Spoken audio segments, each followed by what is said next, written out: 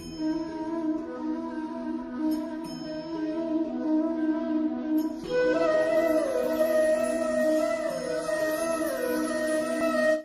Everyone, how are you? कैसे हैं आप सभी? आई होप सभी अच्छे होंगे। मैं प्रतिभा आप सभी का स्वागत करती हूँ अपने चैनल संभव पर। जैसा कि हर वीडियो में हम आपके लिए मैजिक वर्ड्स लाते हैं, तो आज के जो हमारे मैजिक वर्ड्स हैं वो हैं successful people always have two things on their lips, silence and a smile. Smile to solve problems and silence to avoid problems. यानी कोई भी समझदार अगर इंसान है या कोई भी सफल इंसान है तो उसके पास दो महत्वपूर्ण चीज़ें होती हैं। क्या? एक उसका शांत स्वभाव और एक उसके चेहरे की मुस्कुराहट। इन्हीं से ही वो अपनी प्रॉब्लम्स को सॉल्व भी करता है और अपनी सभी समस्याओं को वो अवॉइड भी करता है। तो शुरू करते हैं अपनी आज की वीडियो। और आज का जो हमारा टॉपिक है वो हिस्ट्री से रिलेटेड है। अभी तक हम इतिहास को क्रमबद्ध तरीके से देख चुके हैं, जिसमें कि पाषाण काल, सिंधु सभ्यता, उसके बाद वैदिक काल, उत्तर वैदिक काल, ये सभी टॉपिक्स हम कवर कर चुके हैं। इसके बाद की जो परिस्थिति है भारतीय समाज की या धर्म की, उसमें छठी शताब्दी ईसा पूर्व में बहुत बड़ा परिवर्तन हमें देखने को मिलता है, जिसके पीछे बहुत सारे कारण भी हैं। छठी शताब्दी ईसा पूर्व में छोटे छोटे जनपद बड़े राज्य बनने की होड़ में संघर्ष करते रहते थे। इससे प्रजा अपने को असुरक्षित महसूस करने लगी थी। पुराने समय में जन के लोग एक दूसरे की मदद में आपस में भरोसा करते थे। ऐसी बातें अब समाप्त हो चली थी। अब ज्यादा से ज्यादा पैसा कमाने के लालच और राज्य विस्तार की होड़ में लोग एक दूसरे से झूठ बोलने, एक दूसरे को ठगने और धोखा देने लगे थे। अभी तक क्या था, हमने देखा वैदिक काल में कि अभी तक कबीलाई समाज था। छोटे छोटे कबीलों में वो रहते थे। धीरे धीरे इन कबीलों में संगठन होना शुरू हुआ और जो शक्तिशाली सरदार हुआ करते थे वो इन छोटे छोटे जनों को मिलाकर जनपद का रूप अब उन्हें देने लगे थे। वहीं जब बड़े बड़े जनपद हो गए, उन जनपदों के बीच भी अब संघर्ष की स्थिति देखने को हमें मिलती है। वैदिक काल के अंत तक अगर हम बात करें धार्मिक क्रियाकलापों की, तो धार्मिक क्रियाकलाप धीरे धीरे कठोर और खर्चीले हो गए थे। अब यज्ञों में पशुओं की बलि दी जाने लगी थी। चमत्कार और ढोंग ढकोसला का बोलबाला हो गया था। वेदों की भाषा संस्कृत जन सामान्य की समझ में नहीं आती थी। उसे केवल पुरोहित ही पढ़ सकते थे और उसे पढ़ने, समझने और अपने अकॉर्डिंग वो उसको एक्सप्लेन करते थे। इसी से क्या हुआ कि जो सामान्य जन थे उन्हें जैसा भी समझाया जाता था या जैसा भी बताया जाता था उनके लिए वही सही होता था। तो इसकी आड़ लेकर जो उस समय के कुछ पुरोहित थे उन लोगों ने यज्ञ को और बाकी जो धार्मिक कर्मकांड थे उन्हें बहुत ही ज्यादा खर्चीला बना दिया था। वर्ण व्यवस्था अब कठोर हो चली थी, उसने जाति व्यवस्था का रूप ले लिया था। पुरोहितों के द्वारा पूरे समाज को ऊंची और नीची जाति में विभाजित कर दिया गया था। इस कारण से समाज में पूर्णतः असंतुलन की स्थिति पैदा हो गई थी। यानी जो जन सामान्य है वो बहुत ही ज्यादा असहज महसूस करने लगा था। ऐसी बदलती परिस्थितियों में लोगों के विचारों में बड़े बड़े बदलाव अब आने लगे थे। उन्हीं बदलावों के अंतर्गत जो छठी शताब्दी ईसा पूर्व का काल है उसमें धार्मिक और आर्थिक अशांति का काल उसे हम बोल सकते हैं। 600 ईसा पूर्व गंगा की घाटी में कई धार्मिक आंदोलनों की शुरुआत हुई। समकालीन स्रोतों से पता चलता है कि ऐसे 62 धार्मिक संगठन तत्समय अस्तित्व में थे। इन धार्मिक संप्रदायों के उदय में सामाजिक आर्थिक कारकों की भूमिका निर्णायक रही, जिसे हम निम्नलिखित बिंदुओं के अंतर्गत भी समझ सकते हैं। कैसे? यह दौर उत्तर भारत में नई कृषि अर्थव्यवस्था का दौर था। यहाँ बड़े पैमाने पर नए शहरों का विकास हुआ, जैसे कौशाम्बी, कुशीनगर, बनारस, वैशाली, राजगीर इत्यादि। इन शहरों में व्यापारियों तथा शिलाकारों की भूमिका में वृद्धि हुई, जिसके परिणाम स्वरूप वैश्य वर्ग के सामाजिक महत्व में वृद्धि हुई। ब्राह्मणवादी समाज एवं साहित्य में वैश्य वर्ण के कार्यों को तुच्छ समझा जाता था। परिणामतः वे अन्य धर्मों के प्रति उन्मुख हुए। इसी के अंतर्गत महावीर तथा बौद्ध धर्म के उत्थान में वैश्य वर्ण का भी व्यापक समर्थन रहा। छठी शताब्दी के धार्मिक समूहों का मुख्य बल अहिंसा पर था। हमने देखा कि जो पुरोहित थे वो पशु बलि पर बहुत ही ज्यादा बल देने लगे थे। पशु बलि को उन्होंने महत्वपूर्ण बना दिया था। वहीं जो आम जनता थी वो इससे बहुत ही ज़्यादा परेशान हो गई थी, क्योंकि उससे अर्थव्यवस्था बिगड़ने लगी थी। पशुओं के मारने की वजह से उनका कृषि कार्य अवरुद्ध होने लगा था। तो इसीलिए वो ऐसे धर्मों को ढूंढ रहे थे जिसमें पशु बलि को समर्थन ना देकर अहिंसा पर बल दिया जाए और उनके पशुओं को बचाया जा सके। तो इन धर्मों ने क्या किया? छठी शताब्दी के धार्मिक समूह का मुख्य बल जो था वो अहिंसा पर था, जिसके परिणाम स्वरूप विभिन्न साम्राज्यों के मध्य युद्ध का अहिंसा के कारण पशु बलि में कमी आई, जिससे कृषि अर्थव्यवस्था मजबूत हुई। धर्मशास्त्रों में सूद पर लगाए जाने वाले धन को निकृष्ट कार्य बताया गया है। साथ ही इसमें ऐसे व्यक्तियों की भी आलोचना की गई जो सूद पर जीवित रहते हैं। यही कारण है कि वैश्यों ने नए धार्मिक आंदोलनों को समर्थन दिया, यानी उन्होंने ऐसे धर्म को सपोर्ट किया जिसमें वो अपने व्यापार को, अपनी कृषि को अच्छे से कर सके।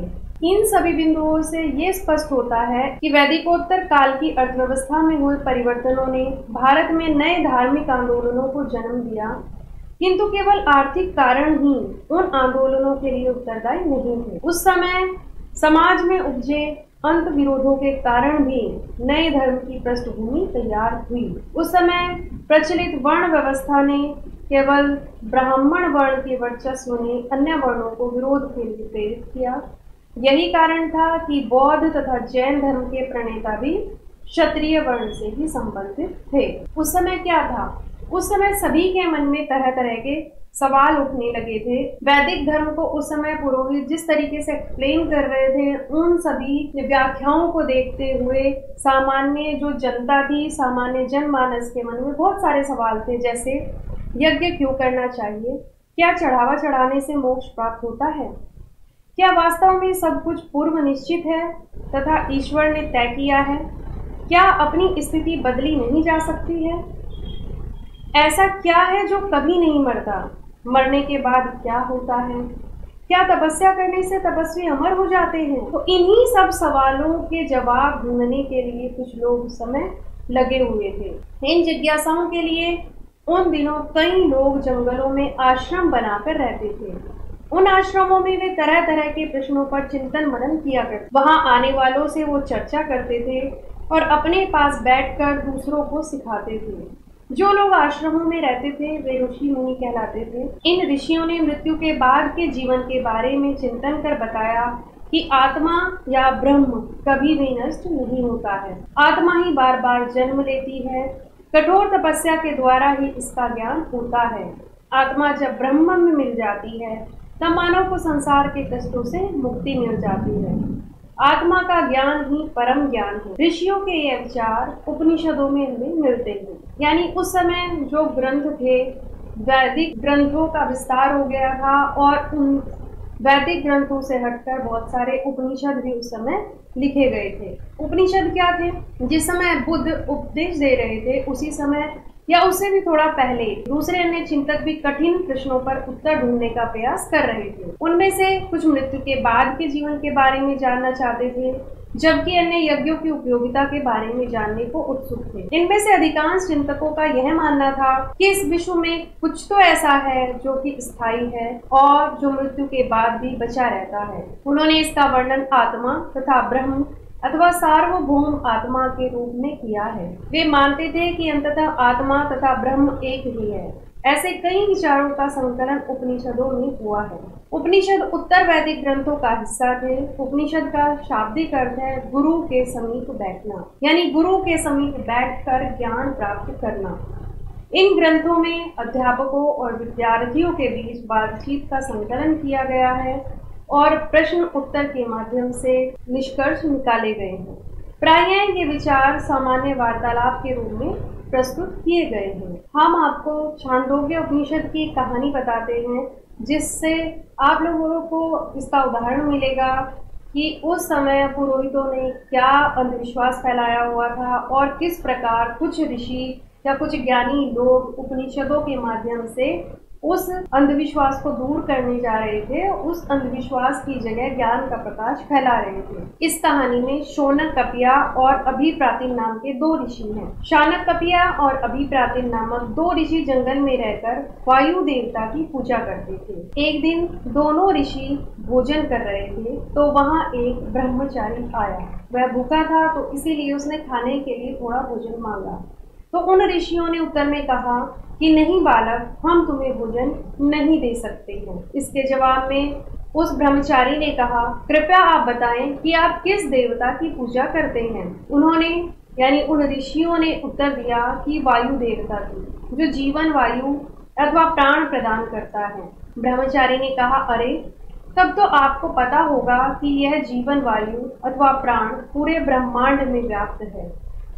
इस बात को सुनकर दोनों ऋषि सोचने पर मजबूर हो जाते हैं और ब्रह्मचारी आगे बोलता है कि इसी से ही सब चल है, अचल है, दृश्य है और अदृश्य है। तो ऋषि बोलते हैं, हाँ हाँ, हमें यह सब पता है। ब्रह्मचारी आगे कहता है, तो मान्यवर कृपा करके बताएं कि आप किसको भोग लगाते हैं। तो ऋषि जी कहते हैं कि जीवन वायु अर्थात प्राण को। ब्रह्मचारी फिर कहता है कि यदि ब्रह्मांड में प्राण विद्यमान है तो मुझ में भी है, क्योंकि मैं भी ब्रह्मांड का ही हिस्सा हूँ कि नहीं। तो ऋषि कहते हैं, अरे हाँ, क्यों नहीं, यानी आप भी ब्रह्मांड का ही हिस्सा हो।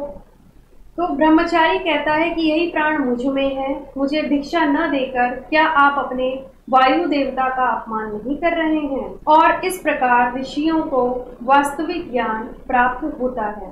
वे अपने ज्ञान पर शर्मिंदा होते हैं और उस ब्रह्मचारी के साथ भोजन करते हैं। तो इस कहानी का सार यही है कि जो ब्रह्म है वो हम सब में है, यानी जो हमारी आत्माएं हैं वो उस परमात्मा का ही एक भाग है, एक हिस्सा है। यही सारी बातें उपनिषदों के माध्यम से जनमानस तक फैलाई गई ताकि वह अंधविश्वासों और कठोर और खर्चीले धार्मिक क्रियाकलापों को छोड़ दें। इसके साथ ही साथ उस समय भारतीय दर्शन की जो 6 पद्धतियां थी, यानी जो षड दर्शन का ज्ञान भी उसी समय हुआ। सदियों से भारत द्वारा सत्य की बौद्धिक खोज का प्रतिनिधित्व दर्शन की 6 शाखाओं ने किया। ये वैशेषिक, न्याय, सांख्य, योग, पूर्व मीमांसा और वेदांत या उत्तर मीमांसा के नाम से जाने जाते हैं। दर्शन की इन 6 पद्धतियों की स्थापना क्रमशः ऋषि कणाद, गौतम, कपिल, पतंजलि, जैमिनी और व्यास द्वारा की गई मानी जाती है, जो आज भी देश में बौद्धिक चर्चा को दिशा देते हैं। जर्मन मूल के ब्रिटिश भारतविद फ्रेडरिक मैक्समूलर के अनुसार दर्शन की इन 6 शाखाओं का विकास कई पीढ़ियों के दौरान व्यक्तिगत विचारकों के योगदान से हुआ, तथापि सत्य की इनकी समझ में आधारभूत तालमेल भी दिखता है। इसके साथ ही साथ पाणिनि ने भी उस समय व्याकरण की खोज की, यानी इस युग में कुछ अन्य विद्वान भी खोज कर रहे थे। उन्हीं प्रसिद्ध विद्वानों में एक पाणिनि ने संस्कृत भाषा के व्याकरण की रचना की। उन्होंने स्वरों तथा व्यंजनों को एक विशेष क्रम में रखकर उनके आधार पर सूत्रों की रचना की। ये सूत्र बीज गणित के सूत्रों से काफी मिलते जुलते हैं। इसका प्रयोग कर उन्होंने संस्कृत भाषा के प्रयोगों के नियम लघु सूत्रों के रूप में लिखे। ऋषियों और मुनियों के अलावा कुछ और लोग भी ज्ञान की खोज में लगे हुए थे, जो एक स्थान पर नहीं रहते थे। कई राजा भी इन ऋषियों की तरह चिंतन में आगे थे। वे घर त्याग कर गांव-गांव, जंगल-जंगल, शहर-शहर घूमते थे। ऐसे लोगों में महावीर और गौतम बुद्ध बहुत ज्यादा प्रसिद्ध हुए। यानी अगर हम 600 BC की बात करें तो उस समय जहां वैदिक विचारधाराओं में पुरोहितों ने कठोरता लाई थी, उसे सरल बनाने के लिए उपनिषदों की रचना की गई थी। ऋषियों के द्वारा ब्रह्म ज्ञान को प्राप्त किया गया था। उसके साथ ही साथ कुछ विद्वानों ने नए धर्म जैसे बौद्ध धर्म और जैन धर्म की अवधारणा भी उस समय आई थी। हम अपनी नेक्स्ट वीडियो में देखेंगे कि जैन धर्म और बौद्ध धर्म की क्या विचारधाराएं थी और किस प्रकार वह धर्म आई थी। इसके साथ ही साथ अब हमें आज्ञा दीजिए, आप हमारे साथ बने रहिए और इसी तरीके से हम पूरे इतिहास को कवर करते हुए चलेंगे। Please like, share and subscribe. Thank you.